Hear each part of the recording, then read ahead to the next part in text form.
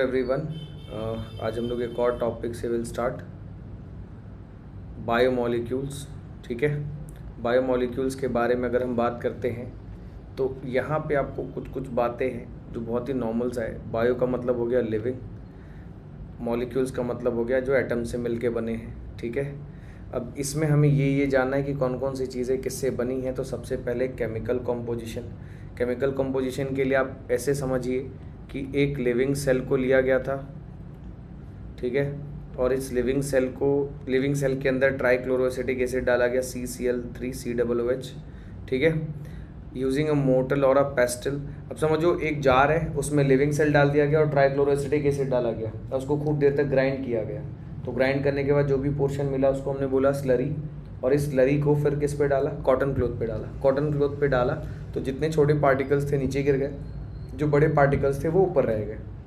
छोटे पार्टिकल्स जो नीचे गिरे उनको ये माना गया कि ये बायो माइक्रो मॉलिक्यूल है, जो ऊपर रह गए उनको माना गया बायो मैक्रो मॉलिक्यूल्स है। ठीक है, बाय डिफॉल्ट बायो मैक्रो है तो जो वजन है that should be more than 10,000 dalton. जो बायो माइक्रो है उनका वजन कितना होता है, 18 से 800 डेल्टन के आसपास। जो आर पार हो गए उनको आपने फिल्ट्रेट बोला, जो ऊपर ही रह गए उनको आपने रिटेंटेट बोल दिया। क्लियर है ये? Next, we obtain a thick slurry if we were to strain this through a cheese cloth और cotton, we would obtain two fractions. One is called the filtrate और more technically the acid soluble pool, क्योंकि जो लोग नीचे आ गया ना। दूसरा the second यानी कि रिटेंटेट या acid insoluble fractions. Scientists have found thousands of organic compounds in the acid pool। अब देखिए ये सारी बातें अपनी तरफ है, यहाँ पे NCERT ने एक करेक्शन किया है, इट इज़ 9.5, तो make it 9.5 this segment, it is 9.5। ठीक है, 9.5 इसको आप ध्यान से देख लीजिएगा। बाकी कार्बन अर्थ क्रस्ट में कितना है 0.03, और ये ह्यूमन बॉडी में कितना है 18.5। ऑक्सीजन अर्थ क्रस्ट में कितना है 46.6, ह्यूमन बॉडी में कितना है 65। आप सबको कंपेयर करोगे तो यू विल फाइंड कि ऑक्सीजन अर्थ क्रस्ट में भी सबसे ज़्यादा प्रेजेंट है और ह्यूमन बॉडी में भी सबसे ज़्यादा प्रेजेंट है। देन टेबल 9.2 में आप देखोगे तो ये तो बेसिक फार्मूलाज है, you might be aware about this formulas. तो यहाँ पे जब मैं बात करता हूँ तो कुछ अमाइनो एसिड्स और इन सब के बारे में बताया गया है। In higher classes you learn how about to analysis a living tissue sample. It will suffice to say that one contracts the compounds, then subject the extract of various separation techniques till one has separated a compound. In other words, मतलब ये कुल experiment की ही बात चल रहा है कि dry wait. अब देखो जैसे तुमने किसी भी पोर्शन को पकड़ा, तुमने अगर उसको जलाया तो ऑर्गेनिक कंटेंट तो सारा गया, इनऑर्गेनिक कंटेंट रह जाएगा। उसको ऐश एनालिसिस भी बोलते हैं। ठीक है, ऐश एनालिसिस, ठीक है ना। तो जितने वो कंटेंट्स थे जब आप उनको मतलब पता करोगे उनके बारे में तो आपको सारा इनऑर्गेनिक कंटेंट्स के बारे में मिल जाएगा। जो ड्राई वेट मिलता है वो असल में क्या इनऑर्गेनिक कंटेंट है। The remaining materials gives dry weight, यानी कि जब आप जलाओगे one weighs a small amount of living tissue से अ लिफ और a liver, and this is called wet weight and dry it, all the water evaporates, the remaining material gives dry weight.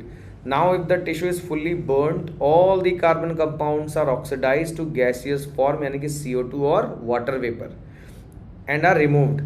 What is remaining is called ash. The ash contains inorganic elements। समझ गए आप लोग? सबसे पहले हमने cell को dry किया तो बहुत सारी चीज़ें चली गई। Next like calcium, magnesium etcetera. Inorganic compounds like sulfate, phosphate, etc. are also seen in the acid soluble fraction। acid soluble fraction का मतलब बायो माइक्रो की बायो मैक्रो, तो बायो माइक्रो सॉल्युबल, इनसॉल्युबल वाला ऊपर आ गया तो उसको बोलेंगे bio macro. Therefore elemental analysis gives elemental composition of living tissue in the form of hydrogen, oxygen, chlorine, carbon, etc. While analysis for compounds give an idea of a kind of organic and inorganic constituents, जिनको 9.1 और 9.2 में बताया गया है। ठीक है, from a chemistry point of view one can identify functional group भी होते हैं इसमें यार, एल्डिहाइड मिलेगा, कीटोन मिलेगा, aromatic compounds etcetera. but from a biological point of view we shall classify them into amino acids, nucleotide basis, fatty acids etcetera लिखा है, आप समझ जाओ शुगर। अच्छा, ये जितने के जितने लोग हैं ये सब के सब बायोमाइक्रो हैं। अब अमाइनो एसिड, एक चीज़ याद रखिएगा, बायोमाइक्रो जो होता है, ये क्यों ऐसे लिख रहा है, बायोमाइक्रो जो होता है ये मिलते मिलते क्या बनाएगा, बायोमैक्रो। अगर बायो मैक्रो को प्राप्त करना है तो बायोमाइक्रो का क्या होगा, पॉलीमराइजेशन, बायोमैक्रो। ठीक है, यानी कि बायोमाइक्रो से बायोमैक्रो चाहिए तो आपको क्या करवाना पड़ेगा, पॉलीमराइजेशन। और अगर बायोमैक्रो से बायोमाइक्रो चाहिए तो इसमें क्या करवाना होगा, हाइड्रोलिसिस। समझ में आ रहा है। Amino acids are organic compounds, जिसमें कौन कौन सा ग्रुप है, अमाइनो ग्रुप है and acid group substituents such on the same carbon.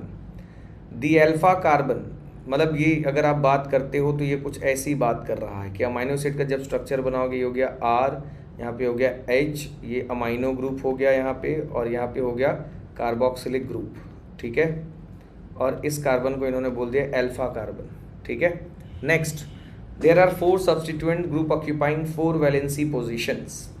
These are hydrogen, carboxyl group, amino group and variable group. Variable group मतलब मैंने R को डिनोट किया। अब R के बदले H लिख दो तो ग्लाइसिन हो जाएगा, CH3 हो सकता है, एल्कोहलिक ग्रुप हो सकता है, मतलब R को हमने यहाँ पे मान लिया है वेरिएबल। R को हम लोगों ने क्या मान लिया है, वेरिएबल। ये तो इसे लेफ्ट में शिफ्ट हो रहा है, मन ही नहीं है इसका। Based on the nature of R group, there are many amino acids. However, those which occur in proteins are only of 20 types. ऐसे तो बहुत सारे अमाइनो एसिड है, लेकिन which occur in protein वो कितने टाइप के हैं, 20. The R group in this proteinaceous amino acid could be a hydrogen. अगर हाइड्रोजन होगा तो नाम क्या हो गया, ग्लाइसिन। मिथाइल ग्रुप हो जाएगा तो एलेनिन। हाइड्रोक्सिल ग्रुप यानी कि अल्कोहलिक ग्रुप हो जाएगा तो सीरीन। इसको याद रखना, इधर ध्यान देना है। ठीक है, एल्कोहलिक ग्रुप, ये हो गया alcoholic group. The chemical and physical properties of amino acids are essentially of the amino या carboxyl and the R functional group. वही नेचर की बात है। जैसे मान लीजिए अगर COOH ज़्यादा हो गया तो ये एसिडिक वाला हो जाएगा, अगर NH2 ज़्यादा हो गया तो बेसिक वाला हो जाएगा, अगर दोनों बराबर बराबर चल रहा है तो ये न्यूट्रल हो जाएगा। ठीक है, जैसे अगर एसिडिक के बारे में बात करें तो एग्जांपल है ग्लूटामिक एसिड, बेसिक में यू गॉट लाइसिन, न्यूट्रल में यू गॉट वेलिन। ठीक है, next, similarly there are aromatic amino acids. Aromatic amino acids में टायरोसिन, फिनाइलएलेनिन, ट्रिप्टोफैन, ये सब R के बदले है। R वेरिएबल ग्रुप उसमें जुड़ता है, तो जैसे से नाम जुड़ेगा एग्जाम्पल चेंज होंगे। ठीक है, next, a particular property of amino acid is the ionisable nature of NH2 and COOH। अब देखिए, इसको ज्विटर आयनिक फॉर्म बोलते हैं। हमने क्या किया, COOH है, NH3 है, तो हाइड्रोजन को शिफ्ट भी करोगे तो COO ये ऐसा हो गया, या तो हाइड्रोजन को यहाँ शिफ्ट कर दोगे CH, COO माइनस, यानी कि आपको प्लस चार्ज भी दिख रहा है और नेगेटिव चार्ज भी दिख रहा है। तो ऐसा ज्विटर आयनिक फॉर्म होने का क्या मतलब है, तो सर ज्विटर आयनिक फॉर्म का मतलब आप इसको अगर अलग अलग सॉल्यूशन पे डालेंगे तो अलग अलग pH पे डालेंगे तो इसका नेचर भी चेंज होगा, स्ट्रक्चर चेंज होगा। यानी कि a particular property of amino acid is the ionisable nature of NH2 COOH groups, hence in solutions of different pH the structure of amino acid changes. Ionisable nature होने के कारण अगर आप इसको किसी भी सॉल्यूशन में डालते हो जिसका pH वेरी कर रहा है तो इसका स्ट्रक्चर भी क्या कर जाएगा, वेरी कर जाएगा। ये तो रही बच्चा लोग अमाइनो एसिड्स की बात। अच्छा, अमाइनो एसिड्स में इसेंशियल एक आपने पढ़ा होगा, एक आपने पढ़ा होगा नॉन इसेंशियल। इसेंशियल में टोटल आते हैं 8, नॉन इसेंशियल में यू विल गेट 10 और सेमी इसेंशियल में you will gate 2। Semi essential में हिस्टिडीन और अर्जिनिन, इसेंशियल में आपको मिलेंगे 8। तो एक ट्रिक हमने बताया था, very important work, VIP ml² T⁻²-2, very VIP से very important, ml² T⁻²-2 work का डायमेंशनल फॉर्मूला है। Valine, isoleucine, phenylalanine, methionine, leucine, lysine, threonine और ट्रिप्टोफेन। ठीक है, बाकी इनके अलावा जो भी नाम मिलेगा आप इसको नॉन इसेंशियल में टाइप कर देना, टिक कर देना। मतलब लिपिड्स के बारे में हम आ गए। Lipids are generally water insoluble, they could be simple fatty acid, lipid जो है वो सिर्फ फैटी एसिड से भी बन सकता है, सिर्फ ग्लिसरॉल से भी बन सकता है, या इन दोनों से जुड़ के भी बन सकता है। A fatty acid has a carboxyl group attached to an R group. The R group could be methyl या इथाइल हो सकता है, और हाईएस्ट नंबर ऑफ CH2। इसका नंबर, ये जो एल्काइल ग्रुप इसमें लिया है, इसमें कार्बन 1 से लेके कहाँ तक हो जाता है बच्चा लोग? 19। फॉर एग्जाम्पल पामेटिक, इसको ध्यान रखना, है 16 कार्बन्स, टिक कर लीजिएगा, इंक्लूडिंग कार्बोक्सिल कार्बन। आर्किडियोनिक में कितने होते हैं? 20 carbon, including the carboxyl group. Including है, एक्सक्लूडिंग नहीं, ध्यान दीजिएगा। Fatty acids could be saturated, मतलब जिसमें डबल बॉन्ड नहीं है, और कुड बी अनसैचुरेटेड, मतलब जिसमें 1 और मोर डबल या ट्रिपल बॉन्ड होते हैं। Another simple lipid is glycerol which is trihydroxy propane. Many lipids have both glycerol and fatty acid. इसको टिक करिए। ज़्यादातर लिपिड जो आपको मिलेगा ये फैटी एसिड और ग्लिसरॉल दोनों से मिलेगा। कुछ लिपिड आपको ऐसे मिलेंगे जो सिर्फ फैटी एसिड से बने हैं, ठीक है, जैसे कि अगर मैं बात करूंगा तो प्रोस्टाग्लैंडिन, ठीक है, ये ऐसा है जो सिर्फ फैटी एसिड से बना हुआ है। अगर मैं ऐसे फैटी एसिड के बारे में बात करूँ जो सिर्फ ग्लिसरॉल से बना है तो स्टीरॉयड यानी कि स्टीरॉल। आप लोगों ने स्टेरॉयडल हार्मोन्स पढ़ा है ना, तो उसमें आता है कोलेस्ट्रॉल। कोलेस्ट्रॉल मतलब 4 फ्यूज्ड कार्बन रिंग। तो कोलेस्ट्रॉल एक ऐसा लिपिड है जो ग्लिसरॉल से डेराइव होके बना है। प्रोस्टाग्लैंडिन एक ऐसा लिपिड है जो फैटी एसिड से डेराइव होके बना है। लेकिन ज़्यादातर किससे मिलके बनते हैं? दोनों से मिलके बनते हैं। अच्छा, here the fatty acids are formed esterified with glycerol. They can be then, अगर एक monoglycerides, diglycerides and triglycerides. These are also called fats and oils based on melting point. Oils have lower melting point यानी कि gingelly oil and hence remain as oil in winters. तो high melting point किसका हो जाएगा? High melting point fat का हो जाएगा, low melting point oil का हो जाएगा। ध्यान देना है। Some lipids have phosphorus and phosphorylated organic compounds in them. जैसे फॉस्फोलिपिड आप सेल मेम्ब्रेन में पढ़ते हैं, ये सारे के सारे सेल मेम्ब्रेन में पाए जाएंगे। लेसाइथिन इज वन एग्जाम्पल। इसका डायग्राम सेल वाले चैप्टर में बना हुआ है, ठीक है। तो फॉस्फोलिपिड लिखा है तो आपको समझ जाना है, ब्रेक करो इसको। फॉस्फोलिपिड है ना, तो इसको ब्रेक करो। तो फॉस्फोलिपिड का मतलब ये फॉस्फेट से, फॉस्फेट भी होगा इसमें, और क्या होगा? लिपिड होगा, और क्या होगा? Nitrogenous part choline. फॉस्फेट और लिपिड है और कोलिन होता है। हालांकि अगर सीक्वेंस में हम बात करें तो कोलिन किससे जुड़ा रहता है? फॉस्फेट से, एंड देन यहाँ से लिपिड आके जुड़ेगा, ऐसा होता है। यानी कि choline plus phosphate plus lipid. Lipid में भी फैटी एसिड और ग्लिसरॉल है, और फैटी एसिड में भी एक इसमें सैचुरेटेड होता है और एक अनसैचुरेटेड। पूरा सेल मेम्ब्रेन का स्ट्रक्चर है। Next, living organisms have a carbon compounds in which heterocyclic rings can be found. मतलब लिविंग ऑर्गेनिजम्स में कुछ ऐसे भी कार्बन कंपाउंड्स मिलेंगे जिनमें हेट्रोसाइक्लिक रिंग्स होते हैं। जैसे इसमें दिया देखो, adenine, guanine, cytosine, uracil, thymine. Nitrogenous bases ही तो हैं, याद करो। नाइट्रोजनस बेसेस 2 टाइप के हैं, प्यूरिन और पिरिमिडिन। प्यूरिन के 2 डेराइवेटिव होते हैं, एडेनिन एंड ग्वानिन। पिरिमिडिन के अगेन 3 डेराइवेटिव्स होते हैं, साइटोसिन, यूरेसिल और थाइमिन। हम सबको पता है कि सारे नाइट्रोजनस बेसेस सब में प्रेजेंट है। 2 एक्सेप्शनल है। एक यूरेसिल, अगर यूरेसिल है तो वो सिर्फ और सिर्फ आरएनए में मिलेगा। एक थाइमिन, अगर थाइमिन है तो सिर्फ और सिर्फ डीएनए में मिलेगा, ठीक है। एक और चीज़ आप याद रखिए, अगर न्यूक्लियो, जैसे हम बात करते हैं ना न्यूक्लिक एसिड, तो न्यूक्लिक एसिड ढेर सारे न्यूक्लियोटाइड से मिलके बनता है। न्यूक्लिक एसिड ढेर सारे न्यूक्लियोटाइड से मिलके बनता है, ठीक है। और न्यूक्लियोटाइड खुद किससे मिलके बना है? Nucleoside plus phosphate. Nucleoside plus phosphate. अब ये जो न्यूक्लियोसाइड है ना, इसमें क्या क्या होता है? नाइट्रोजनस बेस और शुगर। यानी कि अगर आपने एक स्ट्रक्चर में से नाइट्रोजनस बेस प्लस शुगर, ये ऐसे लिख देते हैं, बेस प्लस शुगर। यानी कि अगर आपने एक स्ट्रक्चर देखा जिसमें बीचों बीच में, इमेजिन करिए, जब मैं बोल रहा हूँ ना तो आंख बंद करके जितना रिवाइज किया उसके स्ट्रक्चर को याद करना।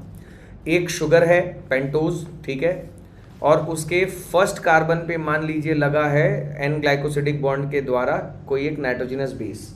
तो अभी आपको शुगर और नाइट्रोजनस बेस दिखा, यानी कि आप सिर्फ और सिर्फ क्या देख रहे हैं? न्यूक्लियोसाइड।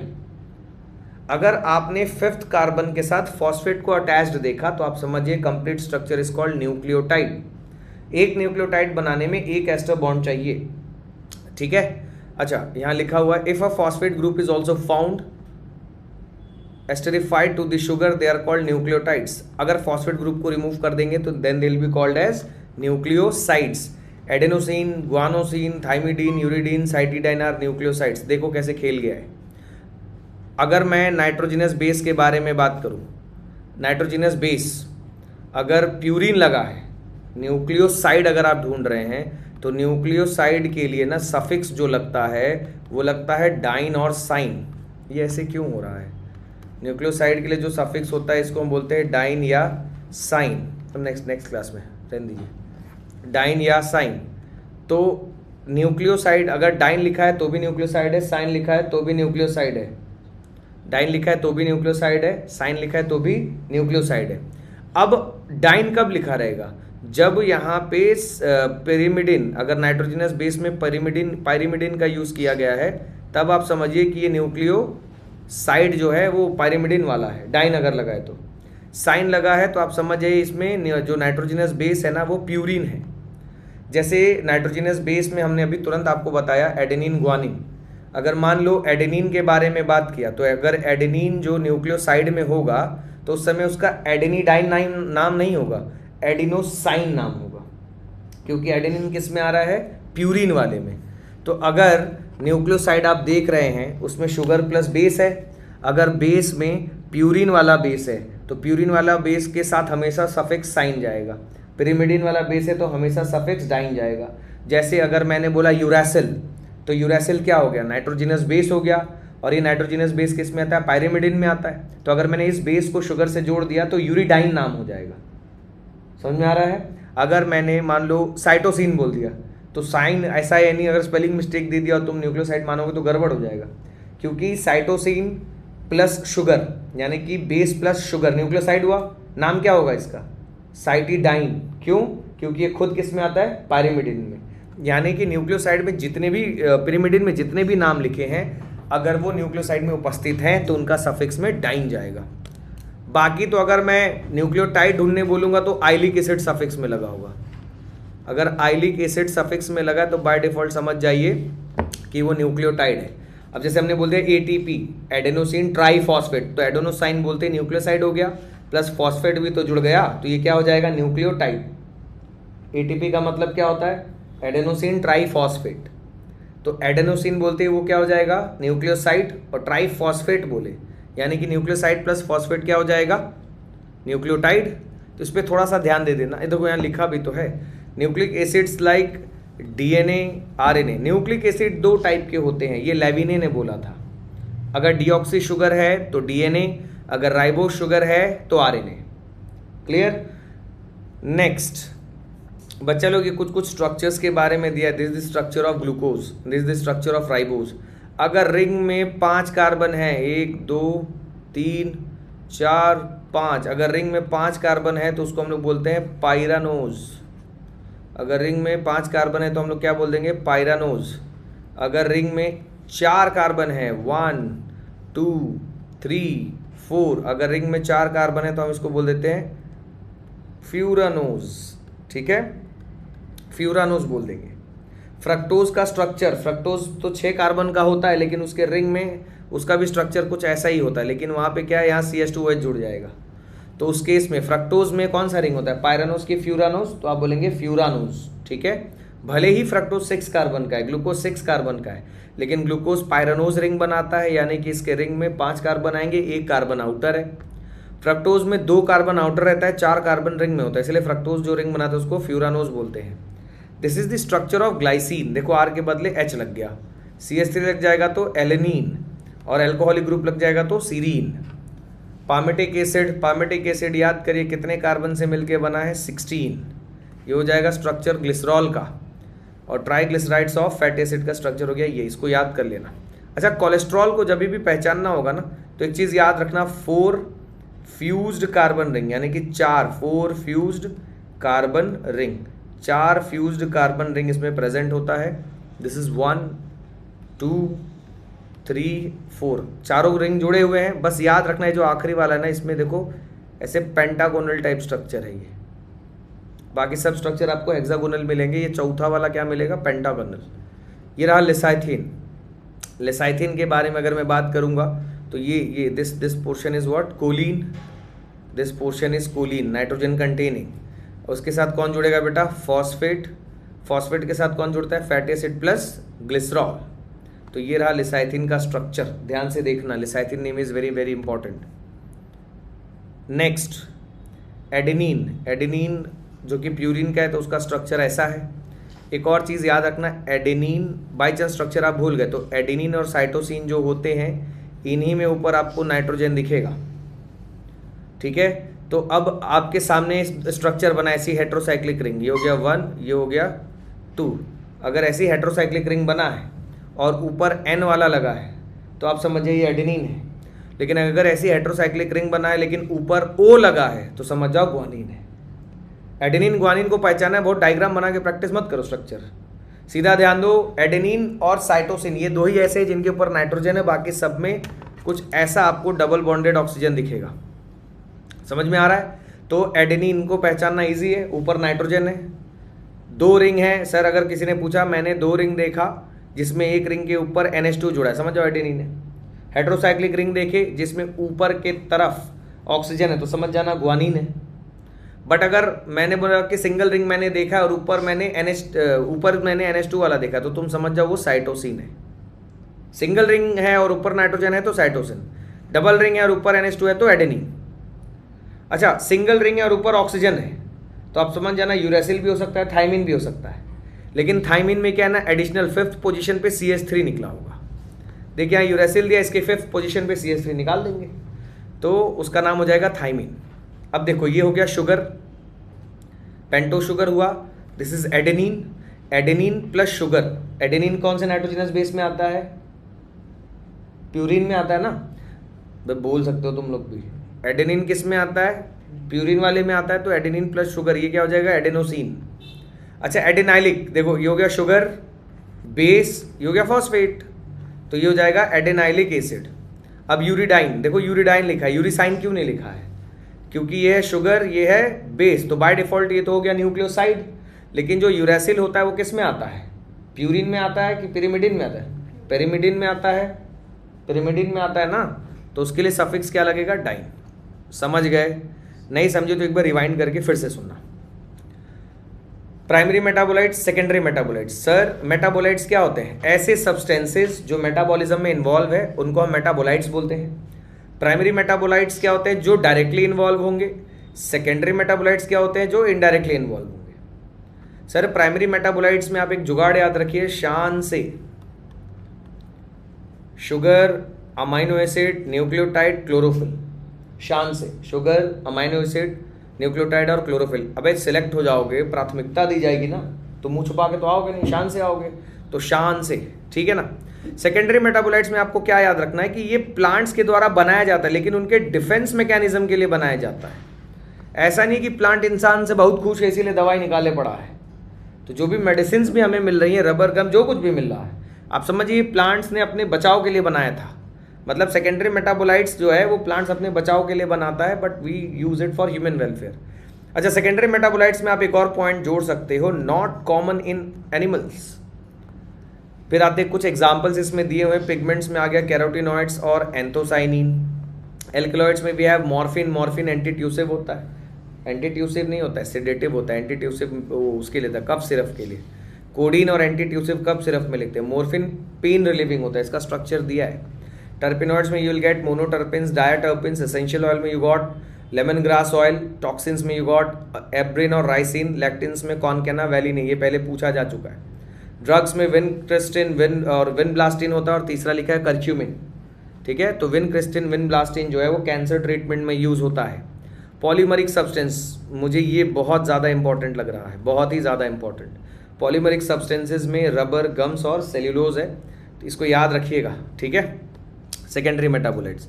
देन आते हैं बायो मैक्रोमोलिक्यूल्स पे। एक चीज़ याद रखो, बायो मैक्रोमोलिक्यूल्स का मतलब ये पॉलीमरिक फॉर्म में होना चाहिए। किस फॉर्म में होना चाहिए, पॉलीमरिक फॉर्म में।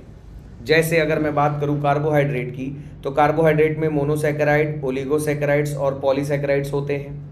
मोनोसैकेराइड्स का मतलब सिंगल शुगर मॉलिक्यूल, ओलिगोसैकेराइड्स का मतलब शुगर मॉलिक्यूल्स हैं लेकिन काउंटेबल हैं, अगर बहुत ज़्यादा हैं तो पॉलीसैकेराइड्स हम बोल देंगे। मोनोसैकेराइड्स मतलब अगर सिंगल शुगर मॉलिक्यूल 3 कार्बन से बना है तो उसको हम बोलते हैं ट्रायोज, अगर सिंगल शुगर मॉलिक्यूल 4 कार्बन से बना है तो हम बोलते हैं टेट्रोज, 5 से बना है तो पेंटोज, 6 से बना है तो हेक्सोज। देन ओलिगोसैकेराइड्स में हम आएंगे अगर, तो वहां पे देखना अगर 2 शुगर मॉलिक्यूल है, दोनों को जोड़ा गया है ग्लाइकोसिडिक बॉन्ड से, तो हो गया डाइसैकेराइड। तो डाइसैकेराइड्स के भी कुछ कुछ फेमस एग्जांपल्स हैं, जैसे कि आप बात करिए लैक्टोज बना है ग्लूकोज प्लस गैलेक्टोज से। शुगर के बारे में आप बात करिए जिसमें आता है सुक्रोज में आप बात करेंगे तो आता है glucose plus fructose. Maltose very very important, ये ग्लूकोज प्लस ग्लूकोज से बन रहा है। लेकिन बच्चा लोग ये मोनोसैकेराइड्स और ओलिगोसैकेराइड्स ये दोनों के दोनों ही बायोमाइक्रो हैं, सिर्फ पॉलीसैकेराइड्स में जो आता है वही बायोमैक्रो है। तो अगर आप जैसे पॉलीसैकेराइड्स में अगर सेम टाइप के ढेर सारे शुगर मॉलिक्यूल हैं तो होमोपॉलीसैकेराइड्स, अलग अलग टाइप के ढेर सारे हैं तो हेट्रोपॉलीसैकेराइड्स। होमोपॉलीसैकेराइड्स में you will gate starch, glycogen, inulin, chitin, cellulose, और हेट्रो में you will gate peptidoglycan, hyaluronic, वही म्यूकोपॉलीसैकेराइड्स जिसमें कॉन्ड्राइटिन सल्फेट, हाइलुरोनिक एसिड ये मिल जाएंगे। बच्चा लोग पॉलीसैकेराइड चाहे होमो हो चाहे हेट्रो, दोनों के दोनों बायोमैक्रो है। तो अगर आपसे ग्लूकोज और सेल्यूलोज में पूछा जाए कि बायोमैक्रो कौन है तो आप बोलेंगे सेल्यूलोज है। क्यों? क्योंकि पॉलीसैकेराइड में आ रहा है। नेक्स्ट और कुछ इंपॉर्टेंट बात ध्यान से सुनना इसको सर, जो पॉलीसैकेराइड में होमोपॉलीसैकेराइड्स में जो स्टार्च है, स्टार्च के 2 टाइप हैं, amylose and amylopectin. Amylose straight chain है, स्ट्रेट चेन को कभी भी जोड़ोगे अल्फा 14 आएगा। अगर कार्बोहाइड्रेट स्टोरेज वाला है तो अल्फा 14, अगर स्ट्रक्चरल वाला है तो बीटा 14। स्टार्च तो स्टोरेज है ना, स्टार्च के 2 टाइप है, amylose and amylopectin. Amylose is unbranched, पूरा का पूरा स्ट्रेट चेन है तो अल्फा 14। अमाइलोपैक्टिन इज ब्रांच्ड, तो उसमें अल्फा 14 एंड अल्फा 16 मिलेगा। देन आते हैं glycogen. Glycogen is more branched than starch. Glycogen को इसीलिए एनिमल स्टार्च भी बोला जाता है क्योंकि रिजर्व फूड की तरह काम करता है, प्लस इसमें ब्रांचिंग बहुत ज्यादा है, बहुत ज्यादा भी होगी तो भी अल्फा 16 होगा इसमें, यानी कि अल्फा 14 एंड अल्फा 16 ब्रांचिंग है तो अल्फा 14 एंड अल्फा 16। स्टार्च और ग्लाइकोजन। तीसरा देख सेल्यूलोज को कंपेयर करते हैं, सेल्यूलोज में ब्रांचिंग नहीं है और सेल्यूलोज स्टोरेज वाला है कि स्ट्रक्चर वाला है, तो आप बोलेंगे स्ट्रक्चर वाला है, तो स्ट्रक्चर वाला है इसलिए उसमें अल्फा नहीं बीटा मान लो, ठीक है, beta 14 glycosidic bond. Sir cellulose, starch और ग्लाइकोजन इनमें क्या है ना, unbranch structure is cellulose. Starch में भी ब्रांचिंग टाइप तो दिख ही गया, तो स्टार्च और ग्लाइकोजन में ब्रांचिंग पैटर्न होने के कारण दोनों में हेलिसेस बनेंगे और इसी हेलिसेस में आयोडीन सॉल्यूशन जाके फिट हो जाएगा। अगर आयोडीन फिट हो गया स्टार्च के साथ तो it will give blue colour, glycogen के साथ it will give red colour, cellulose के साथ जुड़ेगा ही नहीं तो कोई कलर ही नहीं आएगा। Clear everyone? इसको थोड़ा सा ध्यान से देखिए, ये सब बात मैं ऐसे इसलिए बता रहा हूं बिना लिखे ताकि एक्टिव रिकॉलिंग हो, लास्ट मोमेंट चल रहा। नेक्स्ट, अच्छा स्टार्च और ग्लाइकोजन को रिजर्व फूड की तरह क्यों स्टोर किया जाता है? स्टार्च और ग्लाइकोजन, तो आप 2 रीजन बताएंगे। सबसे पहला रीजन है they can be stored in bulk, दूसरा रीजन है they are chemically and osmotically inactive. Clear? चलो अब लाइन पे ध्यान देते हैं। इन दे हैव, अच्छा ये बायोमाइक्रो की बात कर रहा है, यानी कि एसिड सॉल्युबल पुल लिख दिया तो बाय डिफॉल्ट किसकी बात कर रहा है? बायोमाइक्रो। 18 से 800 dalton approximately. Acid insoluble fraction में 4 टाइप के ऑर्गेनिक कंपाउंड्स मिलेंगे, proteins, nucleic acids, polysaccharides and lipids. Lipids एक ट्रू मैक्रोमोलिक्यूल नहीं है क्योंकि इसका मॉलिक्यूलर वेट 800 डेल्टन है। तो सर फिर भी ये रिटेंटेट में क्यों है? जब आपसे ये पूछा जाए तो आपको 2 कारण देने हैं, क्योंकि ये वेसाइकल्स बनाता है और दूसरा नॉन पोलर है, सॉल्युबिलिटी नहीं है इसके पास।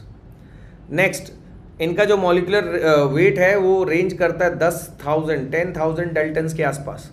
For this very reason biomolecules यानी कि chemical compounds found in living organisms are 2 types, या तो बायोमाइक्रो या तो बायोमैक्रो।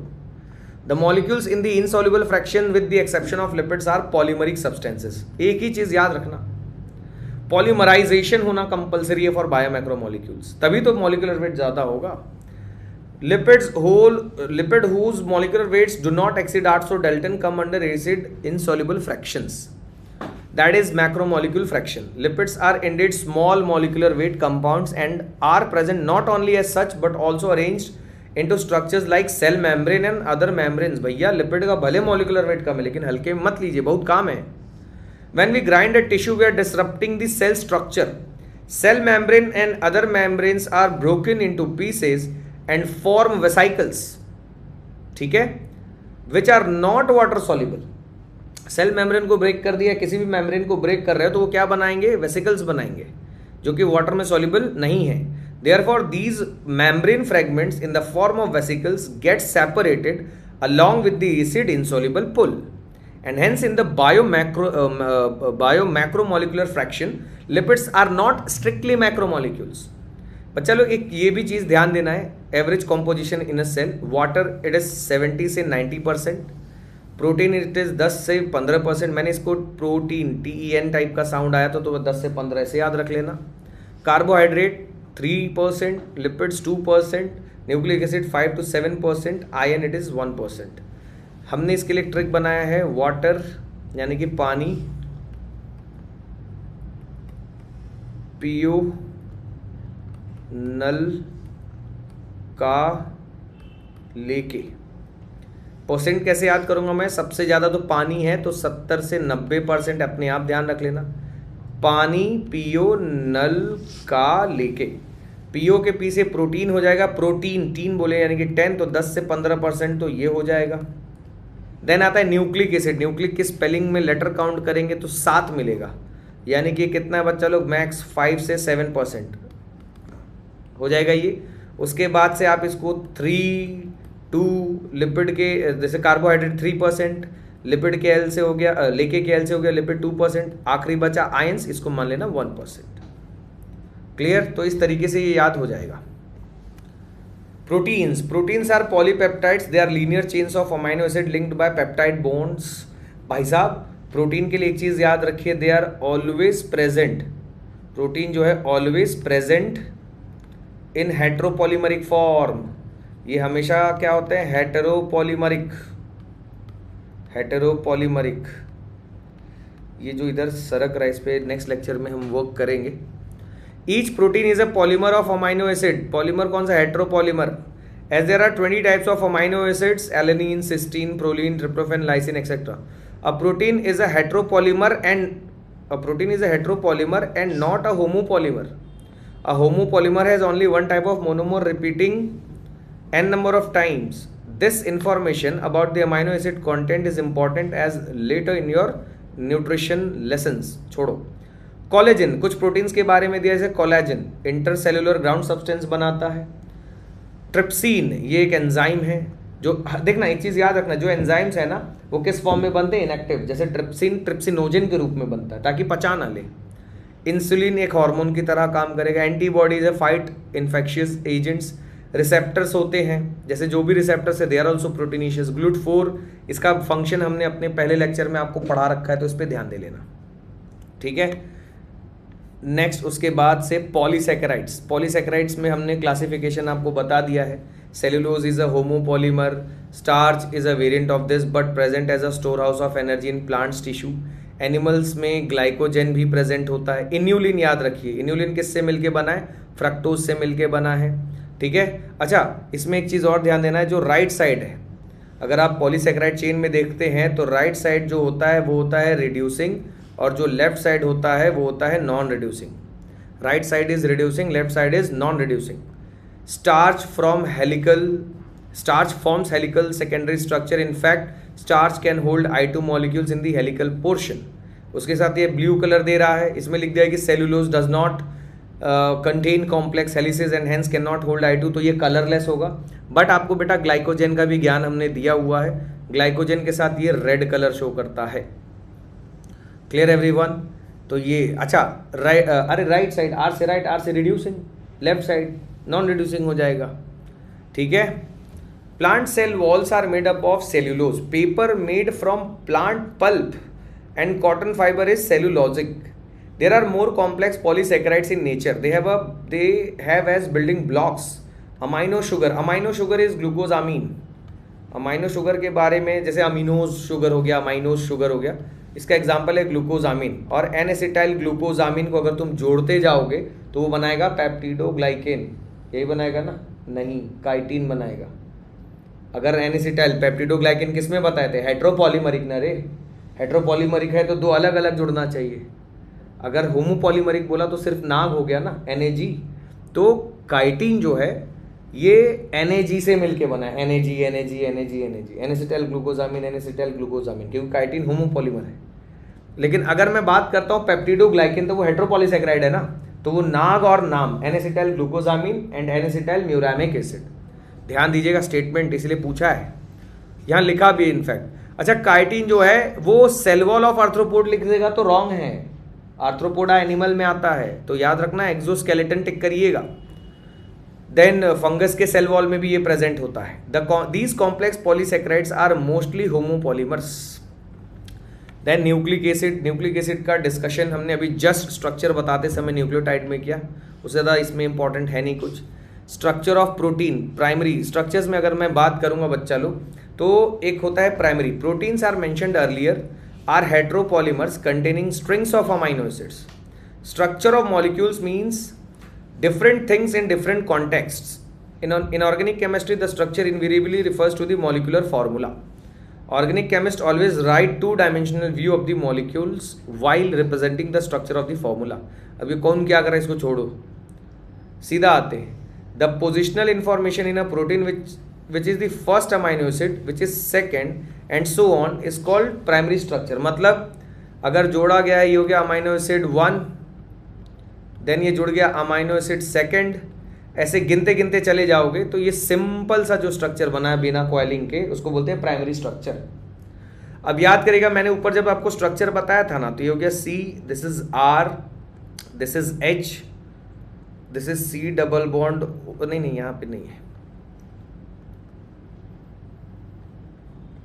अगर मैं इसके स्ट्रक्चर को थोड़ा सा और डिटेल में बताऊं तो ये हो गया N, यहाँ पे H, यहाँ पे H, ये हो गया C, काहे भाग रहा है रे, डबल बॉन्ड O, ये हो गया O और H, C डबल OH को ऐसे खोल दिया हमने।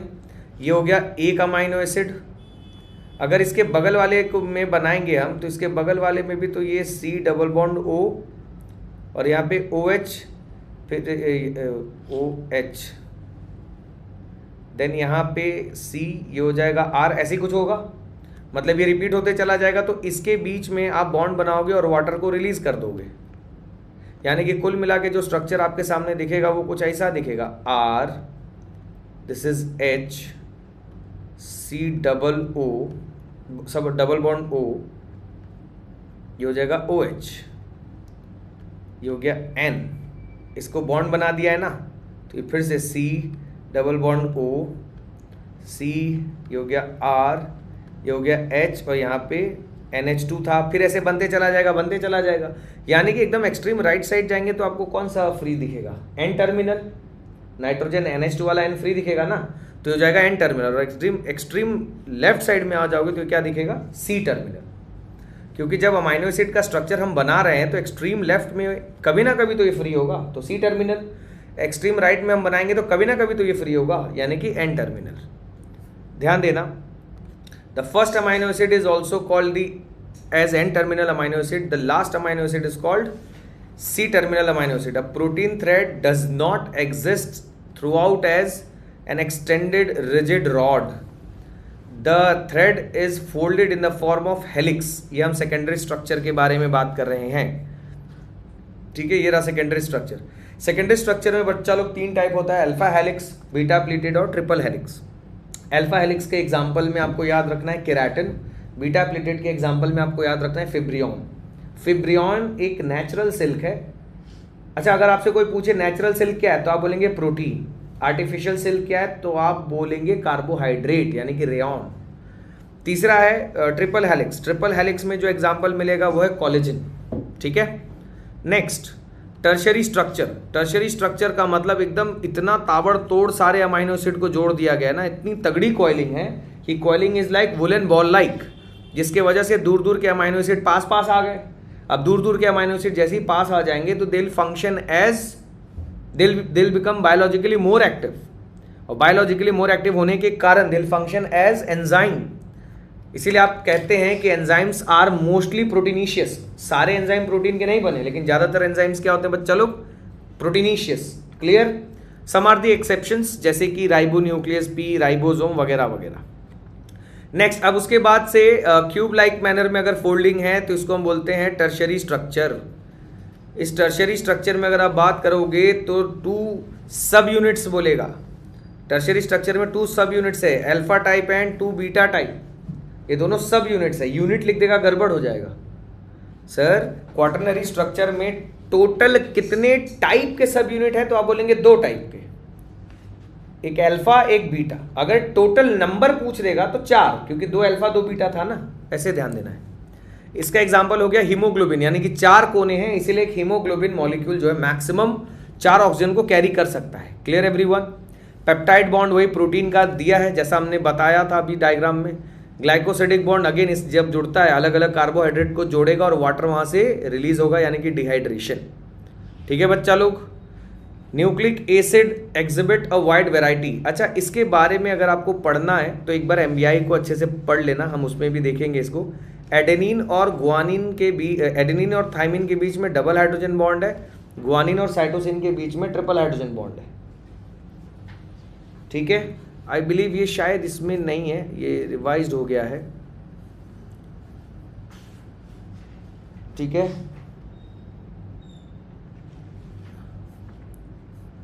बच्चा लोग अभी फिलहाल हम लोग ये यहाँ तक का पोर्शन देख लिए हैं। आप लोग अब एक काम करो, एक बार इसको गो थ्रू करो। Metabolism, what is this metabolism? तो जितना भी केमिकल रिएक्शन हो रहा है, टर्नओवर के बारे में याद करना है। जैसे one of the greatest discoveries ever made was the observation that all these biomolecules have a turnover. This means they are constantly being changed into some other biomolecules. Biomolecules लगातार दूसरे अदर फॉर्म ऑफ बायोमोलिक्यूल्स में बदल रहे हैं। बायोमैक्रो टूट के बायोमाइक्रो में बदल रहा है, बायोमाइक्रो जुड़ के बायोमैक्रो में बदल रही है। सब चीज़ें लगातार चल रही हैं। तो लिविंग कंडीशन में बताने के लिए आपको एक चीज़ याद रखना पड़ेगा, नॉन इक्विलिब्रियम। नॉन इक्विलिब्रियम का मतलब हमेशा रिएक्शंस तो चल ही रहा है, लेकिन ये रिएक्शन होने के कारण स्टेट कैसा है? Non equilibrium steady state. मतलब अंदर जो भी चीज़ जितने अमाउंट में थी हमेशा उतने में ही रहे, इसको मेंटेन करने का काम को ही स्टेडी स्टेट बोलते हैं। ठीक है? नॉन इक्विलिब्रियम स्टेडी स्टेट, यही लिविंग कंडीशन को डिफाइन करेगा। लिविंग कंडीशन को ये डिफाइन करेगा। क्लियर?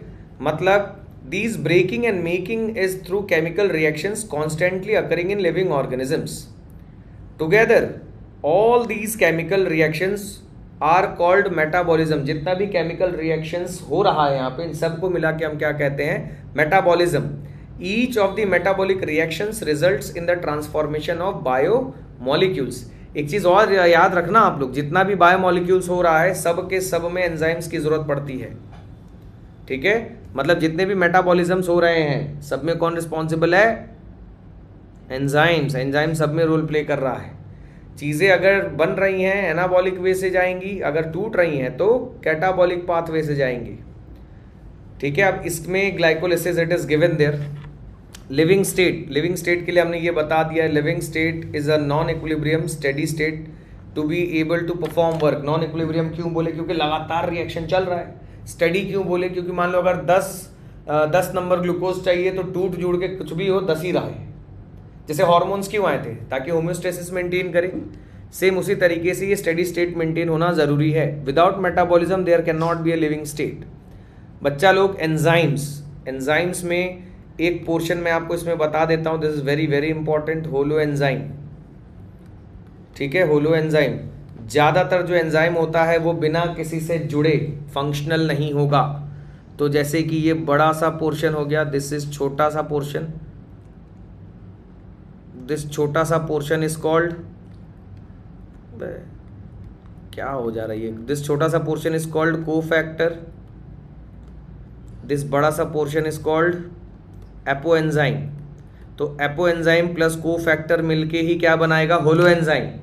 अगर मैंने कोफैक्टर को हटा दिया तो ये फंक्शनल नहीं होगा, यानी कि ज़्यादातर एंजाइम फंक्शनल होने के लिए किसी ना किसी का सपोर्ट लेंगे, जुड़ेगा।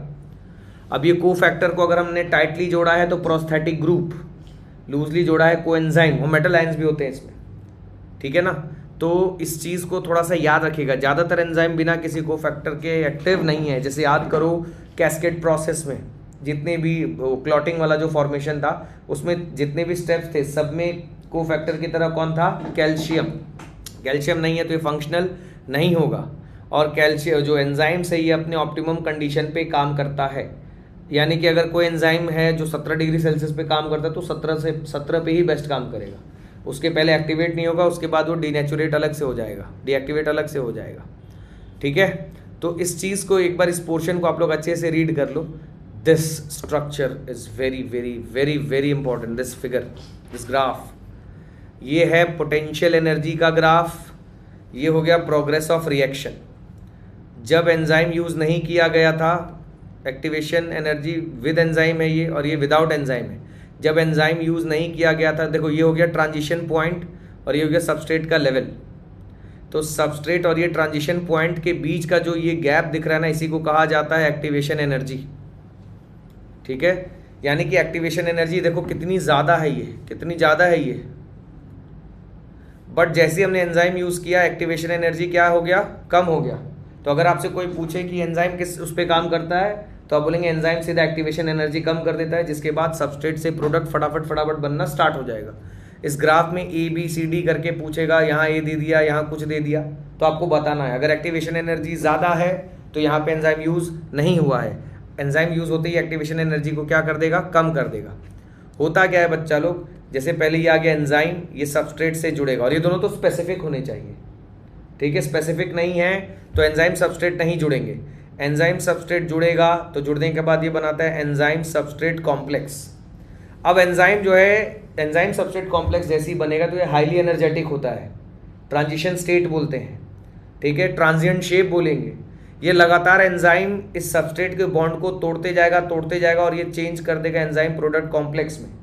देखो ये रिवर्सिबल है और ये इरिवर्सिबल है। जैसे एंजाइम प्रोडक्ट कॉम्प्लेक्स बन गया तो एंजाइम जो है अपने फिर से पुराने काम में एक्टिवेट हो जाएगा और प्रोडक्ट जो है अपने टारगेट सेल पे पहुंच जाएगा, ठीक है। एक्टिवेशन एनर्जी के लिए स्टेटमेंट देगा तो ध्यान देना, the differences in the average energy of content of substrate from that of this transition state is called activation energy. Clear बच्चा लोग। देखिए इसी ग्राफ के बारे, इसी रिएक्शन ग्राफ, इसी रिएक्शन एंड ग्राफ को हमने एक साथ डिस्कस किया है। एंजाइम सबस्ट्रेट कॉम्प्लेक्स बनेगा, ये होता है ट्रांजिशनल अनस्टेबल, सारी चीज़ें इसको तोड़ ताड़ देगा तो एंजाइम प्रोडक्ट, देन प्रोडक्ट अपनी जगह, एंजाइम अपनी जगह, ठीक है। फैक्टर्स अफेक्टिंग एंजाइमेटिक एक्टिविटी, देखो टेम्परेचर और पीएच के साथ this is the same condition, अपने फेवरेबल वैल्यू पे ये पीक रीच कर जाएगा। लेकिन सबस्ट्रेट कॉन्सेंट्रेशन के साथ देखो ये बढ़ते गया। सबस्ट्रेट कॉन्सेंट्रेशन बढ़ाओगे तो वेलोसिटी ऑफ रिएक्शन भी बढ़ते गया, लेकिन एक पॉइंट पे जाके क्या हो गया, सैचुरेट हो गया ना। तो ये जितने मैक्सिमम पॉइंट तक जा रहा है उसको हम बोलते हैं Vmax, और ये ओरिजिन के बीच का जो जो मीडियम रेंज आएगा इसको बोलेंगे Vmax/2। इसी Vmax/2 का अगर आपने x कोऑर्डिनेट पे निकाला तो इसको हम बोलते हैं मिशेल्स कांस्टेंट। क्लियर। यानी कि कुछ ऐसा है, मैं इसमें बना ही नहीं पाऊंगा, ये कुछ ऐसा है, अगर एंजाइम, अगर मैं बात करूँ तो हो जाएगा वेलोसिटी ऑफ रिएक्शन, ये हो जाएगा सबस्ट्रेट कॉन्सेंट्रेशन।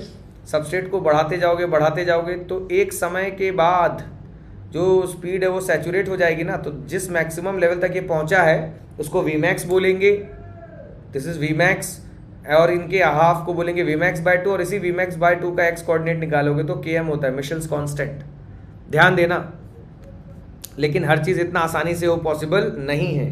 कभी कभी क्या होता है ना, the activity of an enzyme is also sensitive to the presence of specific chemicals that binds to the enzyme. When the binding of the chemical shuts off enzyme activity, अगर ऐसा chemical आ गया जिसने एंजाइम की activity को रोक दिया, नहीं चलने दिया, तो उसको हम बोलते हैं इनहिबिटर। प्रोसेस को बोलेंगे इनहिबिशन। यानी कि एंजाइम है, सबस्ट्रेट अपना काम कर रहा है, कोई दिक्कत नहीं है, लेकिन अगर एंजाइम के फंक्शन को कोई रोक रहा है तो उसको हम बोलेंगे इनहिबिटर, उस केमिकल को हम बोलेंगे इनहिबिटर, और उस प्रोसेस को हम बोलेंगे इनहिबिशंस। जैसे मान लीजिए जैसे टीचर है और स्टूडेंट है, अब कोई लड़का आ गया वो स्टूडेंट की तरह दिख रहा है लेकिन वो स्टूडेंट नहीं है, तो क्या वो कभी प्रोडक्ट में बदल पाएगा? कभी नहीं बदल पाएगा। तो वो इनहिबिटर हुआ ना, इसको हम बोलेंगे कॉम्पिटिटिव इनहिबिटर। यानी कि जो सबस्ट्रेट है, जो इनहिबिटर है, वो सबस्ट्रेट की तरह दिख रहा है। सबस्ट्रेट माने स्टूडेंट, एंजाइम माने टीचर। तो ये जो दुष्ट बच्चा आया, ये सबस्ट्रेट की तरह दिख रहा था लेकिन है नहीं। तो इस टाइप के इनहिबिशन को हम बोलते हैं कॉम्पिटिटिव इनहिबिशन। यानी कि जो इनहिबिटर है वो सबस्ट्रेट की तरह दिख रहा है लेकिन वो है नहीं। बच्चा लोग इसका एग्जाम्पल थोड़ा सा ध्यान से देख लेना। Inhibition of succinic dehydrogenase by malonate which closely resembles the substrate succinate. ठीक है ना। क्लासिफिकेशन, इसके लिए एक ट्रिक याद रखिए। ओटी में पानी लाया, ओटी में पानी लाया और इसे ले गया, और इसे ले गया, ले गया। गाना तो याद रख ही ले, तो ये भी लाइन याद रख लेना। ओटी में पानी लाया और इसे ले गया। ऑक्सीडोरिडक्टेजेस, क्योंकि जिस क्लास है उसी सीक्वेंस में याद होना चाहिए। ऑक्सीडोरिडक्टेजेस, ट्रांसफरेजेस, हाइड्रोलेजेस, लाइएजेस, आइसोमरेजेस, लाइगेजेस, याद हो जाएगा। 6 क्लासेस होते हैं। इसको कैसे और पढ़ सकते हो कि एंजाइम में 6 हैं, तो एंजाइम की स्पेलिंग में लेटर्स काउंट करना 1 2 3 4 5 6 लेटर्स हैं, यानी कि 6 क्लास है। ये ट्रिक है। अब एंजाइम्स लिख दोगे तो गड़बड़ा जाएगा। और उसके बाद से सीक्वेंस में याद रखने के लिए ओटी में पानी लाया और इसे ले गया। अब देखो ऑक्सीडोरिडक्टेजेस में हमारे पास एग्जाम्पल क्या आएगा, ये देखो ये क्या कर रहा है, ये 2 सबस्ट्रेट्स के बीच में या तो ऑक्सीडेशन करेगा या तो रिड्यूस करेगा। ठीक है। ट्रांसफरेजेस में ग्रुप का ट्रांसफर होगा। हाइड्रोलेजेस, हाइड्रोलेजेस में एक चीज याद रखिएगा, all digestive enzymes are hydrolases.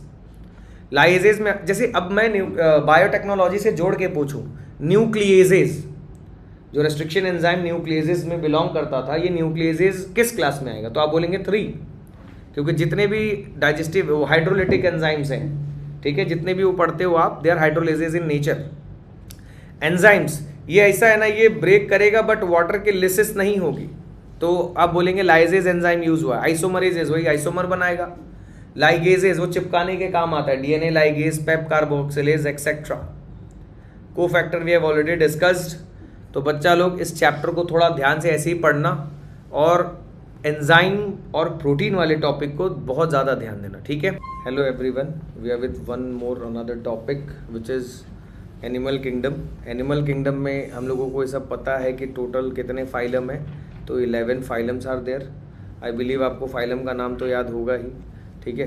तो ये जो 11 फाइलम बांटे गए, तो इनके पीछे कुछ ना कुछ बेसिस होगा। तो सबसे पहले हम ध्यान देंगे सेलुलर, जैसे यहाँ पे देखो बांटा है कॉमन फीचर, तो arrangement of cells, body symmetry, nature of coelom, patterns of digestive, circulatory या reproductive systems, these features are used. जैसे लेवल ऑफ ऑर्गेनाइजेशन में अगर मैं बोलूँ, तो एक तो होता है सेलुलर लेवल, देन है टिश्यू लेवल, देन है ऑर्गन, देन है organ system.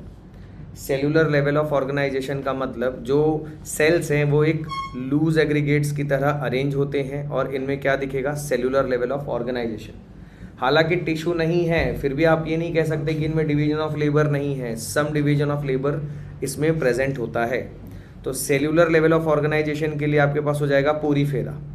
Tissue level of organisation के लिए will get coelenterata and ctenophora. Organ level के लिए आप will get platyhelminthes. Organ system के लिए aschelminthes to chordates.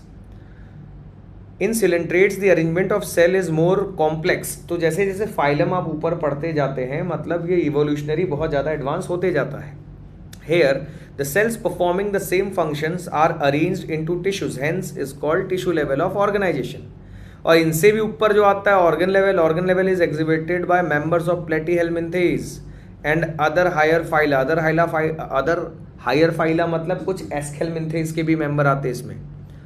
Each specialized for a particular function. In animals like annelids, arthropoda, mollusca, echinoderms and chordates, organ have associated, और ये क्या बनाएंगे, organ system. यानी कि एस्केलमिन्थेस के कुछ पोर्शन भले ऑर्गन में आते हैं, बट ऑर्गन सिस्टम में एक्सक्लूसिवली कहाँ से आना स्टार्ट हो जाएगा, एनेलिडा से। Organ system in different group of animals exhibits various patterns of complexities, जैसे डाइजेस्टिव सिस्टम। बच्चा लोग, अगर डाइजेस्टिव सिस्टम के बारे में मैं बात करूं, अगर सिर्फ सिंगल ओपनिंग है और ये single opening both mouth and anus की तरह काम कर रही है, तो उसको हम बोलते हैं इनकम्प्लीट डाइजेस्टिव सिस्टम। अगर मतलब दो ओपनिंग है, दो सेपरेट ओपनिंग्स है, ठीक है, 2 सेपरेट ओपनिंग्स है, तो उसमें हम बोलते हैं complete digestive system. Incomplete digestive system के लिए हम लोग कहते हैं ब्लाइंड सैक, यानी कि सिंगल ओपनिंग है। कंप्लीट डाइजेस्टिव सिस्टम के लिए हम लोग जो यूज करते हैं that is tube within tube. क्या यूज करते हैं? ट्यूब विद इन ट्यूब, समझे। प्लेटीहेल्मिन्थेस के पास सिंगल ओपनिंग है to the outside of the body that serves as both mouth and anus and hence called incomplete. Complete digestive system की अगर हम बात करते हैं उसमें माउथ एंड एनस दोनों ही होगा। एस्केलमिन्थेस से कंप्लीट डाइजेस्टिव सिस्टम होता है, प्लेटीहेल्मिन्थेस में इनकम्प्लीट डाइजेस्टिव सिस्टम। अच्छा, सर्कुलेशन के बारे में बात करें तो इसमें 2 टाइप के होते हैं, एक होता है ओपन टाइप, एक होता है क्लोज टाइप। ओपन टाइप मतलब blood is pumped out of the heart and the cells and tissues are directly bathed in it. मतलब जब ये हार्ट जो है ब्लड को पंप करेगा ना, तो ये ब्लड जाता है पूरे ऑर्गन टिश्यू को भिगो मारता है। तो क्या मतलब? इसका मतलब इसमें ब्लड वेसल्स तो नहीं है, ऐसा नहीं है, ब्लड वेसल्स हैं but they are poorly developed, ठीक है। क्लोज टाइप सर्कुलेटरी सिस्टम में well developed blood vascular system is present, ठीक है। चलो ओपन टाइप में मैं जुगाड़ आपको बता देता हूँ, उसको थोड़ा सा ध्यान देना। HAME, ठीक है, हमें ये हो जाएगा हेमिकॉर्डेटा, आर्थ्रोपोडा, मोलस्का, इकाइनोडर्मेटा। याद रख सकते हैं इसको, Hemichordata, arthropoda, Mollusca and Echinodermata. Next symmetry के बारे में हम बात करेंगे, तो याद रखिए अगर किसी भी एक चीज को आप बांट रहे हैं और वो 2 आइडेंटिकल हाफ में मिल रहा है तो उसको हम बोलते हैं सिमेट्री। जैसे स्पॉन्जेस आर मोस्टली एसिमेट्रिकल, सारे स्पॉन्जेस एसिमेट्रिकल ऐसा नहीं है, ज़्यादातर जो स्पॉन्जेस है दे आर एसिमेट्रिकल। जो कुछ स्पॉन्जेस है वो रेडियली सिमेट्रिकल होते हैं। नेक्स्ट रेडियली सिमेट्रिकल में you will get Coelenterata, Ctenophora, echinoderms. मतलब एसिमेट्रिकल स्ट्रक्चर के बारे में अगर हम बात करेंगे तो सम आर रेडियली सिमेट्रिकल, वो हो गया स्पॉन्जेस ज़्यादातर एसिमेट्रिकल है। देन अगर मैं रेडियल सिमेट्री के बारे में बात करूँ तो सिलेंट्रेटा, टीनोफोरा और इकाइनोडर्म्स में भी एडल्ट वाला जो है, इकाइनोडर्म्स में भी जो एडल्ट वाला है उसमें होता है बायलेटरल सिमेट्री। अच्छा, रेडियल और बायलेटरल सिमेट्री में क्या डिफरेंस है? तो सर अगर आप एक प्लेन को कहीं से भी बांट रहे हो और आपको आइडेंटिकल मिल रहा है, मतलब किसी भी प्लेन से बांट रहे हो और आइडेंटिकल मिल रहा है, तो उसको हम बोलते हैं रेडियल। अगर ओनली 1 प्लेन से आइडेंटिकल लेफ्ट राइट मिलेगा तो उसको हम बोलेंगे बायलेटरल। यानी कि एनी प्लेन का मतलब हो गया रेडियल और ओनली 1 प्लेन का मतलब क्या हो गया? बायलेटरल, ठीक है। सर रेडियल सिमेट्री मतलब किसी भी प्लेन से बांट रहे सिमेट्री मिल रही है, तो दैट मीन्स ये सपोर्ट करेगा सेसाइल फॉर्म को, ऐसे फॉर्म जो कि मोटाइल नहीं है, एक ही जगह पे बैठे रहेंगे। अगर आप बायलेटरल के बारे में बात करेंगे तो इनमें मोटिलिटी आएगी। अब मोटिलिटी आएगी तो सेंस ऑर्गन का किसी एक तरफ शिफ्ट होना चाहिए ना, तो सेंस ऑर्गन का एंटीरियर पोर्शन में शिफ्ट होने को सिफेलाइजेशन बोलते हैं। और जो भी बायलेटरली सिमेट्रिकल होगी उसमें इसी सिफेलाइजेशन के चक्कर में मूवमेंट आता है। सेंस ऑर्गन एक तरफ शिफ्ट होगा तभी ना देख के दौड़ पाओगे, चल पाओगे, पकड़ पाओगे। तो यानी कि बायलेटरल सिमेट्री किसको सपोर्ट कर रहा है बच्चा लोग? लोकोमोशन को। फिलहाल आपको याद रखना ओनली 1 प्लेन तो बायलेटरल, एनी प्लेन तो हो जाएगा रेडियल सिमेट्रिकल। देन आता है डिप्लोब्लास्टिक, ट्रिप्लोब्लास्टिक। डिप्लोब्लास्टिक मतलब अगर आपसे कोई बोल दे डिप्लोब्लास्टिक में 2 लेयर होते हैं कि 3 लेयर, आपके मन में आया 2 लेयर, लेकिन ऐसा नहीं है, उसमें 3 लेयर ही होते हैं, जिसमें 2 लेयर फंक्शनल होते हैं और एक अनडिफरेंशिएटेड है। यानी कि डिप्लोब्लास्टिक में you will gate endoderm and ectoderm. अब इसके एग्जाम्पल में आपके पास है सिलेंट्रेट्स, टीनोफोरा। ट्रिप्लोब्लास्टिक मतलब 3 लेयर है, तीनों डिफरेंशिएटेड है, तो उसमें आप बोलेंगे ट्रिप्लोब्लास्टिक। जैसे एंडोडर्म होगा, एक्टोडर्म होगा और मीजोडर्म होगा। बट डिप्लोब्लास्टिक में जो 3rd अनडिफरेंशिएटेड लेयर है उसका नाम है मीजोग्लिया। क्लियर बच्चा लोग? नेक्स्ट इसका एग्जाम्पल थोड़ा ध्यान से देख लेना। ये स्ट्रक्चर देखो, ये सीलोम, ये कैविटी है ना यहाँ पे, और मीजोडर्म की कंटिन्यूअस लाइनिंग है, लेकिन यहाँ पे मीजोडर्म की रही। यहाँ पे अगर हम देखेंगे तो ये कैविटी तो है ही, लेकिन जो ये है ये स्कैटर्ड पाउचेस में प्रेजेंट है ना, ये रेड वाला स्ट्रक्चर, तो ये हो गया सीडोसीलोम। यहाँ पे कैविटी ही नहीं है तो ये क्या हो जाएगा? एसीलोमेट। एसीलोमेट का एग्जाम्पल AP से याद रखेंगे। एसीलोमेट का एग्जाम्पल मतलब प्लेटीहेल्मिन्थेस तक। सीडोसिलोमेट का एग्जाम्पल अगर हम बात करेंगे तो आपको टिक करना है aschelminthes directly. Clear? Coelom, presence और absence of body cavity between the body wall and the gut wall. Tick करिए इसको। ये जो बॉडी कैविटी है इसको आपको कहाँ देखना है? Body wall and gut wall के बीच में। The body cavity which is lined by mesoderm is called coelom. और वो जो लाइनिंग होगी वो कंटिन्यूअस होनी चाहिए, डिसकंटिन्यूअस नहीं। जो मेसोडर्म की लाइनिंग है that should be continuous. Animals possessing coeloms are called coelomate. Annelida, mollusca, arthropoda, echinodermates, hemichordates and chordates. In some animals, the body cavity is not lined by mesoderm. Instead, the mesoderm is present as scattered pouches. अगर mesoderm एक scattered pouches की तरह present है तो उसको हम क्या बोलते हैं? Pseudocoelom. Pseudocoelom का you will get the example Aschelminthes. अगर एनिमल्स में बॉडी कैविटी है ही नहीं, एब्सेंट है, तो उसको हम बोलेंगे एसिलोमेट, जिसमें आ गया प्लेटीहेलमिंथेस। हालांकि प्लेटीहेलमिंथेस तक याद रखना। समझ में आ रहा है? नेक्स्ट आता है segmentation. In some animals the body is externally and internally divided into segments with a serial repetition of at least some organs. Again some को थोड़ा सा ध्यान दीजिएगा सर। सेगमेंटेशन में body is externally and internally divided into segments with serial repetition of some organs. अच्छा, for example in earthworm, body में मतलब earthworm में ऐसे टाइप के सेगमेंटेशन मिलते हैं। अगर प्रोसेस या फेनोमेनन पूछेगा तो उसको आप बोलेंगे मेटामेरिज्म। ISM लग गया मतलब कि फेनोमेनन होता है, प्रोसेस होता है। और इस the body shows metameric segmentation तो जान ही रहे हो। एग्जाम्पल में याद रखना एनालिडा, आर्थ्रोपोडा, कॉर्डेट्स, ये तीनों में सेगमेंटेशन पाया जाएगा। नोटोकॉर्ड, नोटोकॉर्ड एक मेसोडर्मली डेराइव्ड कैसा स्ट्रक्चर है? रॉड लाइक, जो कि डॉर्सल साइड में प्रेजेंट होता है during embryonic development in some animals, यानी कि कॉर्डेट्स में है भाई। Animals with notochord are called chordates and those animals which do not form this structure are called non chordates. Non chordates हो जाएंगे porifera to echinoderms. Sir hemichordata कहाँ नहीं लिखा? तो हेमीकॉर्डेटा भी इसी में आता है, नॉन कॉर्डेट्स में ही आता है, बट उसमें एक नोटोकॉर्ड लाइक स्ट्रक्चर तो आपको दिखेगा ही। दिस सेगमेंट, ये तो हम लोग वही डिवीजन पढ़े थे तो ये तुम कर ही दोगे। इकाइनोडर्म्स एग्जिबिट रेडियल और bilateral symmetry depending on the stages. Radial वाला किस में था? तो रेडियल वाला यू विल फाइंड इकाइनोडर्म्स के किस स्टेज में?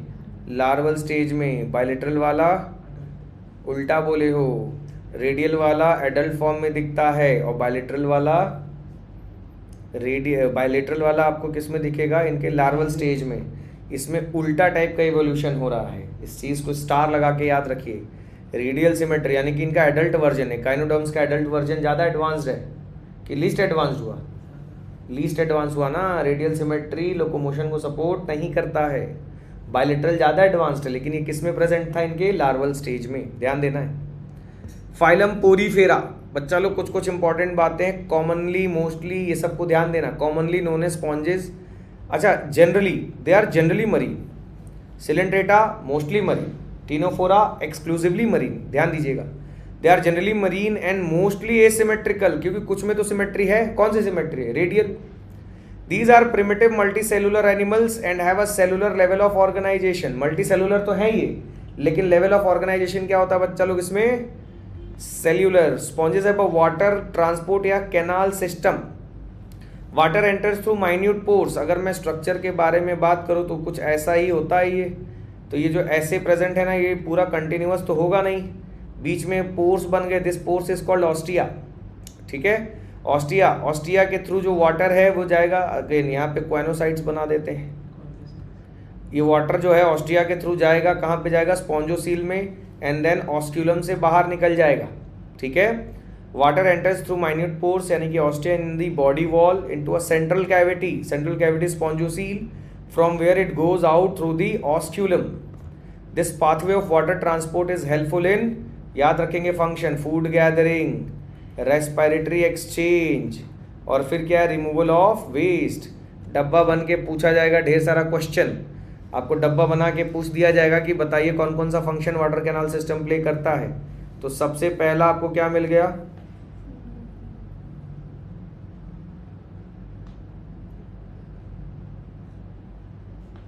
वाटर कैनाल सिस्टम में सबसे पहला क्या मिल गया? Food gathering, then respiratory exchange, then removal of waste. Choanocytes और collar cells line the spongocoel and the canal, star लगा लीजिए। Digestion is intracellular, intracellular digestion का मतलब फूड का डाइजेशन इनसाइड द सेल हो रहा है, तो ये लीस्ट एडवांस हुआ, क्योंकि सेल के अंदर अगर डाइजेशन हो रहा है तो इसेंशियल प्लस नॉन इसेंशियल दोनों ही मिल गए। बट अगर हम बात करते हैं एक्स्ट्रा सेलुलर डाइजेशन, तो ये ज़्यादा एडवांस हुआ, क्योंकि सेल के बाहर हो रहा है, तो सिर्फ इसेंशियल चीज़ें ही सेल के अंदर आएंगी। दूसरी बात, सिलेंट्रेटा और टीनोफोरा में ना डाइजेशन के बारे में लिखा है extra cellular and intra cellular, तो इस सीक्वेंस को मत चेंज करना, ये ऐसे ही लिखा रहेगा तो सही है। फूड पहले outside the cell partial digest हुआ, तब कंप्लीट डाइजेशन के लिए इनसाइड द सेल आया। तो सिलेंट्रेटा में अगर आपको किसी ने पूछ दिया कि digestion is intra cellular and extra cellular, तो ट्रू मत बोल देना, सीक्वेंस गड़बड़ हो जाएगा। हर्माफ्रोडाइट, हर्माफ्रोडाइट का मतलब सिंगल ऑर्गेनिज्म में बोथ सेक्सेस आर प्रेजेंट, मतलब सेक्सेस आर नॉट सेपरेट। अब इसके लिए एक एग्जांपल, एक जुगाड़ और है, let's see. Leeches, earthworm, tapeworm, sponges, Ctenophora. Sponges reproduce asexually by fragmentation and sexually by the formation of gametes. Fertilization internal है, development indirect है। Indirect development का मतलब होता है having larval stages, और जो larval stage है ना, ये morphologically अलग होता है from the adult। एग्जाम्पल तो बच्चा लोग बहुत ही ज़्यादा इंपॉर्टेंट है, एनिमल किंगडम का एग्जाम्पल बहुत ज़्यादा इंपॉर्टेंट है। Sycon scypha, spongilla fresh water, euspongia bath sponge होता है। देन फाइलम सिलेंट्रेटा, सिलेंट्रेटा के बारे में अगर आप बात करेंगे तो ये मोस्टली मेराइन है, सेसाइल भी हो सकता है, फ्री स्विमिंग भी हो सकता है। तो इसमें दो बॉडी फॉर्म है, पॉलिप और मेड्यूसा। तो ये जो पॉलिप प्लांट लाइक है ना, ये सेसाइल फॉर्म होता है, मेड्यूसा क्या होता है, फ्री स्विमिंग होता है। ये रेडियली सिमेट्रिकल होते हैं। नाम नाइडेरिया क्यों आया, क्योंकि सर इनके जो नीडोब्लास्ट है ना, नीडोब्लास्ट के ऊपर एक स्टिंगिंग कैप्सूल होता है जिसका नाम है निमैटोसिस्ट। और देखो जैसे मान लो ये हमने मान लो टेंटिकल बना दिया, टेंटिकल के ऊपर ये हो गया नीडोब्लास्ट, और इस नीडोब्लास्ट से जो ये निकला इसको क्या बोल दिया हमने, निमैटोसिस्ट। निमैटोसिस्ट ये हो जाएगा नीडोब्लास्ट और ये हो जाएगा टेंटिकल्स। क्लियर? टेंटिकल्स इसमें प्रेजेंट है सिलेंट्रेटा में, टीनोफोरा में टेंटिकल्स नहीं होते जनरली, लेकिन अगर होंगे तो पेयर्ड होंगे। नीडोब्लास्ट का काम क्या क्या है बच्चा लोग, तो एंकरेज, सपोर्ट के लिए, defence and for the capture of prey. Cnidarians tissue level of organisation को एग्जिबिट करते हैं। ये चीज़ तो हम पढ़ लिए हैं, तो इस पे ज़्यादा ध्यान नहीं दो। इनका अगर मैं स्ट्रक्चर आपके सामने बनाऊं तो ये कुछ ऐसा होता है, ठीक है। ये नेक हो गया, ठीक है। ये हो गया सेंट्रल गैस्ट्रोवेस्कुलर कैविटी, ये हो गया हाइपोस्टोम, और ये हो गया टेंटिकल्स। ये हो गया हाइपोस्टोम और ये हो गया central gastrovascular cavity. Cnidarians exhibit tissue level, ठीक है। They have a central, structure की वजह से क्लियर हो जाएगा, they have a central gastrovascular cavity with a single opening mouth on hypostome. Single opening बोला है, तो डाइजेशन कंप्लीट है कि इनकम्प्लीट है, इनकम्प्लीट है, बहुत बढ़िया। Digestion is extra cellular and intra cellular. कुछ निडेरियंस है ना, जैसे कि कोरल्स, ये किसके बने हुए, कैल्शियम कार्बोनेट के।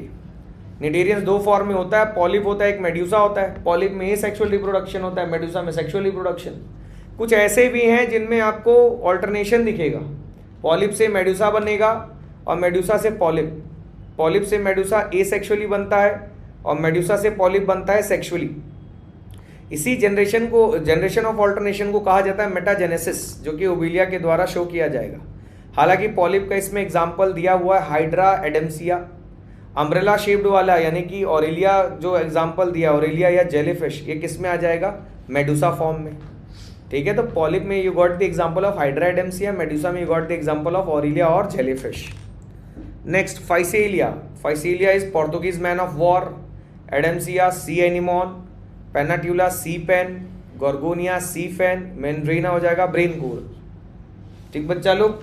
तो ये सारी इंपॉर्टेंट बातें थी। Next Ctenophora. अब देखो ये जो ऑरेंज कलर का तुमको दिख रहा है, ये ऑरेंज नहीं है, मेम्ब्रेनलेस है। ये ग्रीन 1 2 3 ये 8 हैं गिनोगे तो, और ये हो गए टेंटिकल्स। हालांकि टीनोफोरा में टेंटिकल्स नहीं होते हैं जनरली, लेकिन अगर होंगे तो वो पेयर्ड होंगे। Ctenophores are commonly known as sea walnuts या comb jellies, they are exclusively marine. देखो अगर मरीन पूछेगा तब तो एग्जाम्पल ओके, लेकिन अगर बोल दिया कि एक्सक्लूसिव बताओ, मोस्टली बताओ, जनरली बताओ, तो पोरीफेरेंस आर जनरली मरीन यानी कि एक्सेप्शंस है। सिलेंट्रेट्स आर मोस्टली मरीन, इसमें भी फ्रेश वाटर्स प्रेजेंट होंगे। बट जो टीनोफोरा है ना, दे आर एक्सक्लूसिवली मरीन, इसमें कोई एक्सेप्शंस नहीं है। इनके पास जो इंपॉर्टेंट फीचर है, body has 8 external rose of ciliated कॉम्प्लेट्स, कॉम्प्लेट्स इनका सिलिएटेड होता है जिसकी वजह से लोकोमोशन कर पाएंगे। Digestion is extra cellular and intra cellular, देखो इसको भी उल्टा आप नहीं बोल सकते। और सबसे यूनिक बात, बायोल्यूमिनेसेंस यानी कि ऐसी प्रॉपर्टी जिसकी वजह से लिविंग ऑर्गेनिज्म लाइट को एमिट करता है। Sexes are not separate, let see के सी में टीनोफोरा था ना जुगाड़। रिप्रोडक्शन यहां से अगर आप बात करेंगे तो यहां सिर्फ और सिर्फ सेक्सुअल मोड है, लेकिन सिलेंट्रेटा में आप बात करेंगे तो ए सेक्सुअल और सेक्सुअल दोनों ही है। बर्डिंग होता है उसमें यार, हाइड्रा लिखे हो एग्जाम्पल में। Fertilisation is external and with indirect development, indirect development का मतलब लार्वल स्टेज जिसमें होता है। एग्जाम्पल में है प्लूरोब्रैकिया एंड टीनोप्लाना। बच्चा लोग प्लेटीहेलमिन्थेस, इसमें मैं सिर्फ हेमिकॉर्डेट्स तक ही बताऊंगा, टेंशन नहीं लो, ऐसे छोटे छोटे फ्रेगमेंट्स में वीडियो डालेंगे। प्लेटीहेलमिन्थेस, प्लेट तो फ्लैट होता है ना, दोनों तरफ से चपटा यानी कि डॉर्सो वेंट्रली फ्लैटेंड बॉडी, इसीलिए इनका नाम पड़ा फ्लैटवॉर्म्स। ये ज्यादातर एंडोपैरासाइट्स हैं, यानी कि कुछ क्या हो जाएंगे, एक्टोपैरासाइट्स। और जो एक्टोपैरासाइट्स होगा उनके पास हुक, सकर, अटैचिंग वाले स्ट्रक्चर्स होने जरूरी हैं, तभी तो वो होस्ट के ऊपर चिपक के न्यूट्रिशन खींच पाएगा। Flatworms are bilaterally symmetrical, triploblastic, acoelomate, ये सब फीचर हमने शुरू में ही बता दिया है। Hooks and suckers are present in the parasitic forms, some of them, देखो आ तो गया ectoparasite, some of them absorb nutrients from the host directly through their body surface. Specialised cells called flame cells helps in osmoregulation and excretion. देखो sexes are not separate, taenia आ तो गया, tapeworm, let see में T आया था ना। Fertilisation is internal, development is through many larval stages. Some members like Planaria has high regeneration capacity, यानी कि प्लेटीहेलमिन्थेस में भी आप बोलते हो सेक्सुअल मोड भी है और कुछ लोगों में एसेक्सुअल रिप्रोडक्शन भी पाया जाएगा। रिजेनरेशन आ गया कि नहीं? Example is taenia, tapeworm, fasciola, liver fluke. Next aschelminthes, बच्चा लोग देखो मेल ये है फीमेल। अगर आपसे पूछा गया कि इनके टेल में मुड़ाव, टिल्टेड किस में, बेंट टेल किसका है, मेल का कि फीमेल का, तो स्ट्रक्चर देख के तो लग रहा है फीमेल का है, बट ये ऐसा स्ट्रक्चर इसलिए बनाया ना क्योंकि नीचे जगह नहीं था। फीमेल का टेल देखो यहाँ पे एकदम स्ट्रेट है, मेल का टेल लेकिन टिल्टेड है, यानी कि टिल्टेड टेल किस में होगा, मेल में। दूसरी खासियत, मेल छोटा होता है, फीमेल लंबी होगी, यानी कि देख के आपने मेल फीमेल अलग बांट दिया ना, तो इसको बोलते हैं सेक्सुअल डायमॉर्फिज्म। एस्केलमिन्थेस राउंड वॉर्म्स होता है। क्यों राउंड वॉर्म्स कहते हो? क्योंकि इनका circular in cross section, cross section क्या इनका सर्कुलर है। ये कुछ भी हो सकते हैं, free living, aquatic, terrestrial, parasitic, in plants, animals etcetera. Bilateral symmetrical, triploblastic, सीडोसिलोमेट, ये सब तो जान ही रहे हैं। इधर ध्यान दें, एलिमेंट्री कैनाल यहाँ पे कंप्लीट है with a well developed muscular pharynx, यानी कि ट्यूब विद इन ट्यूब बोलोगे कि ब्लाइंड सैक बोलोगे, तो tube within tube. Excretory tube होता है इसमें, जो बॉडी वेस्ट को रिमूव करता है from the body cavity through excretory pore. Sexes are separate, यानी कि they are called dioecious. Males and females are distinct, often females are longer than males. Fertilisation is internal, development में be direct, जिसमें young one adult की तरह दिखेगा, या तो indirect. ठीक। Ascaris round worm, wuchereria filarial worm, ancylostoma hook worm. बहुत लोग एनसाइक्लोस्टोमा भी बोलते हैं, एनसाइक्लो होता नहीं है, एनसाइलो है। Then phylum annelids, they may be aquatic और terrestrial, free living and sometimes parasitic. Very very important, ये फीचर आप देख लेना। Their body segment, their body surface is distinctly marked out into segments या मेटामियर्स। इनके पास longitudinal और circular muscles होता है, इसी मसल्स के कॉन्ट्रैक्शन रिलैक्सेशन के कारण इनमें क्या होगा, लोकोमोशन। और जो एक्वाटिक एनिलीड्स होते हैं ना, जिसमें एग्जांपल है नेरेस का, तो इसको तैरने के लिए कुछ तो चाहिए, तो उसको जो सपोर्टिव स्ट्रक्चर मिला है तैरने के लिए, उसका नाम क्या है, पैरापोडिया। क्लोज सर्कुलेटरी सिस्टम इसमें होता ही है। नेफ्रीडिया, नेफ्रीडिया थोड़ा ज़्यादा एडवांस्ड होता है, जो किसमें मदद करेगा, ऑस्मोरेगुलेशन एंड एक्सक्रीशन। बच्चा लोग कॉर्डेट्स में जो नर्व कॉर्ड और ये सारी चीज़ें वो डॉर्सल साइड होती हैं, और नॉन कॉर्डेट्स में वेंट्रल साइड। इसमें जो न्यूरल सिस्टम होता है ना, इसमें पेयर्ड गैंग्लिया है, और दोनों के दोनों गैंग्लिया में ऐसे कनेक्शन प्रेजेंट होगा लिटरल नर्व कॉर्ड का, इसीलिए इसको कहा जाता है लेडर लाइक नर्वस सिस्टम। ठीक है, तो डबल वेंट्रल नर्व कॉर्ड याद रखना, कॉर्डेट्स में सिंगल हो जाता है। नेरेस एक एक्वाटिक फॉर्म है जो कि डायशियस होगा। अर्थवॉर्म एंड लीचेस ये मोनोशियस होते हैं। लेट्स सी में लीचेस अर्थवॉर्म भी तो आया था, तो हर्माफ्रोडाइट मोनोशियस सेम चीज है। Reproduction is sexual. अगर हम बात करेंगे एग्जांपल्स की तो नेरेस है, pheretima, pheretima is earthworm, hirudinaria is blood sucking leech. Clear. Next arthropoda, arthro ART किसी भी वर्ड के पहले लग गया मतलब जोड़ने वाला। अगर अपेंडेजेस ऊपर से जुड़े हुए हैं तो उसको हम बोलेंगे आर्थ्रोपोडा। लार्जेस्ट फाइलम होता है, 2/3 अगर आप स्पीशीज का नाम लीजिए इस पृथ्वी पे तो आर्थ्रोपोड ही हैं। आर्थ्रोपोड के अंदर इंसेक्ट आते हैं। इंसेक्ट और आर्थ्रोपोडा सेम ऐसा मत बोलना, ठीक है। आर्थ्रोपोडा एक फाइलम है जिसके अंदर इंसेक्ट की भी एक क्लास बिलोंग करते हैं, इंसेक्टा। ध्यान देना है इसको, ये फीचर हम जानते ही हैं। The body of arthropod is covered by chitinous exoskeleton. Chitin, इसके पहले वाले लेक्चर में हमने पढ़ा एन-एसिटाइल ग्लूकोजामीन। ढेर सारे एन-एसिटाइल ग्लूकोजामीन अरेंज हो गए हैं तब जाके पेप्टिडोग्लाइकेन बना। पेप्टिडोग्लाइकेन थोड़ी बना है, क्या बना है? काइटिन बना है। एन-एसिटाइल ग्लूकोजामीन, देखो ये 2 बार 3 बार मैंने बोला मॉक में क्योंकि आया है, ये ध्यान देना इस पे। एन-एसिटाइल ग्लूकोजामीन पॉलीमराइज होके काइटिन बनाएगा और ये इतना रिजिड स्ट्रक्चर बना देता है कि अगर आप किसी भी इंसेक्ट को पाँव से दबाओ तो वो इजीली नहीं मरेगा। अब ईगो पे मत ले लेना, उसमें थोड़ा सा प्रेशर लगाना पड़ता है, चक से साउंड आता है। वाई? क्योंकि जो रिजिड मेम्ब्रेन है वो टूट रहा है। Body consist of head, thorax and abdomen. They have jointed appendages. Respiratory organs are gills होता है, बुक गिल्स होते हैं, बुक लंग्स है और ट्रैकियल सिस्टम है। ट्रैकियल वाला तो आप कॉकरोच में पढ़ेंगे। सर्कुलेटरी सिस्टम इनका कैसा होता है बच्चा लोग? ओपन टाइप होता है। Sensory organs antennae, eyes, statocyst, इसको बैलेंसिंग ऑर्गन भी बोलते हो। Excretion takes place through Malpighian tubules, only नहीं और भी एडिशनल स्ट्रक्चर्स प्रेजेंट होते हैं। They are mostly dioecious. Fertilisation is usually internal और ये ज़्यादातर क्या होते हैं? ओविपेरस। डेवलपमेंट में भी डायरेक्ट और इनडायरेक्ट। एग्जाम्पल की कैटेगरीज को आपको याद रखना है।